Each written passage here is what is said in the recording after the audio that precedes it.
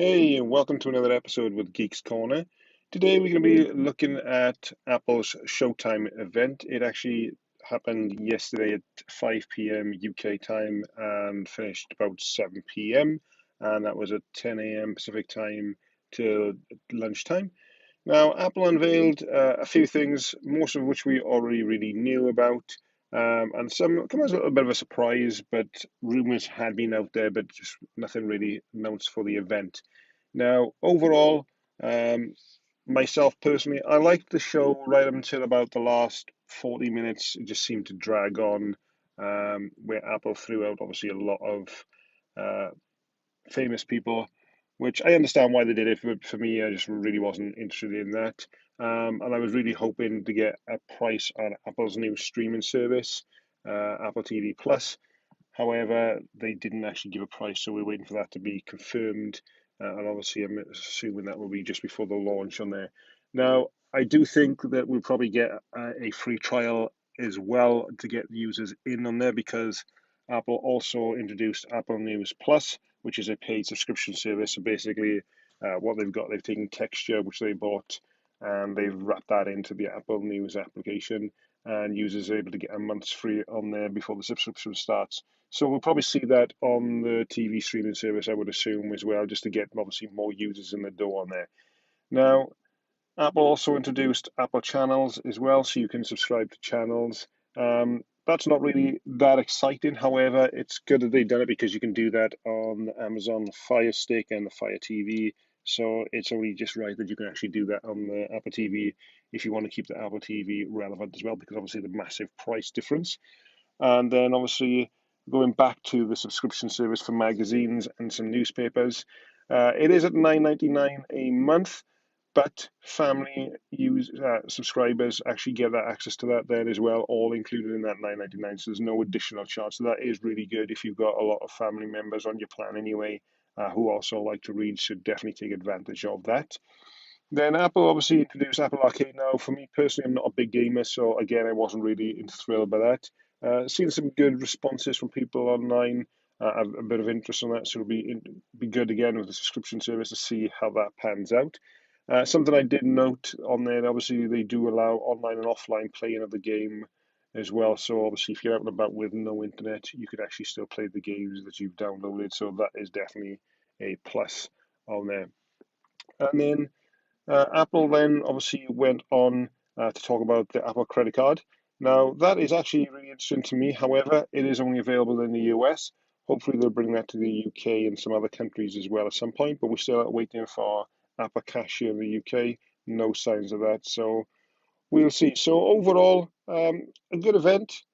But like I say, just a bit of a letdown towards the end. I just felt like it really dragged on.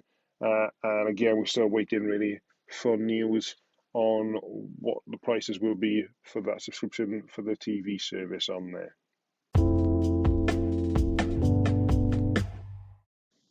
Moving on then, Apple introduced iOS 12.2. They did say actually during the conference that it would be out later today.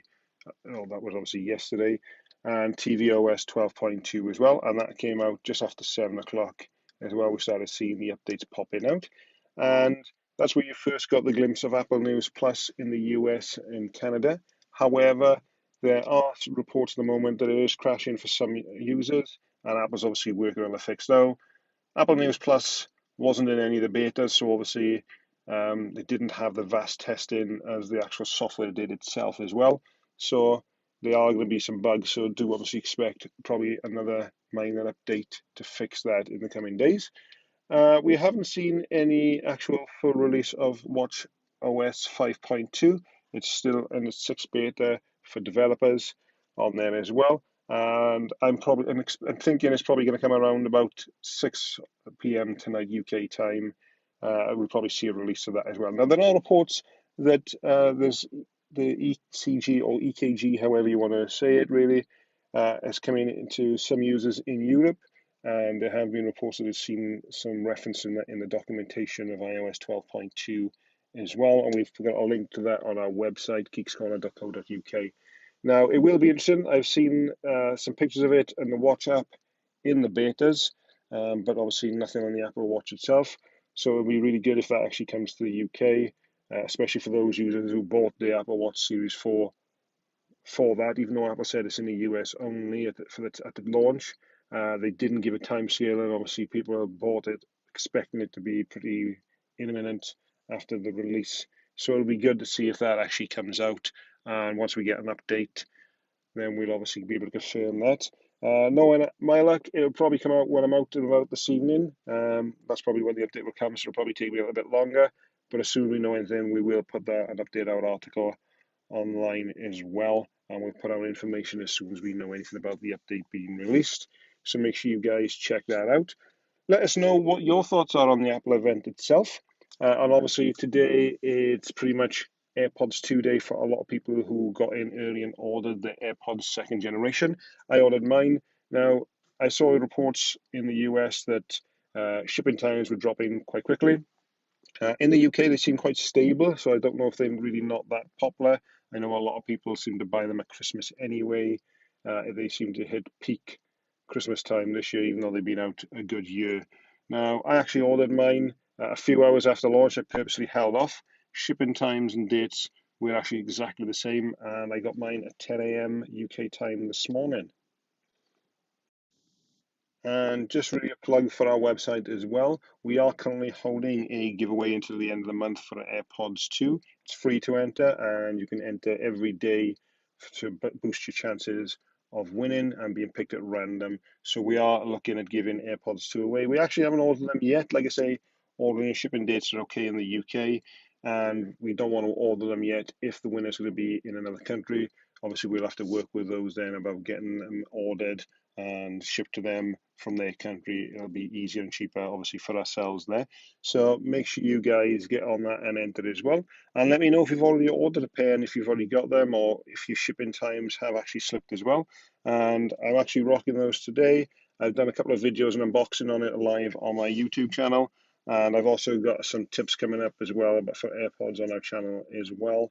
And we're going to be talking about how you can try and get some money back for any AirPods you currently own if you are looking to get the most to get the second ones. But that's it for today, guys.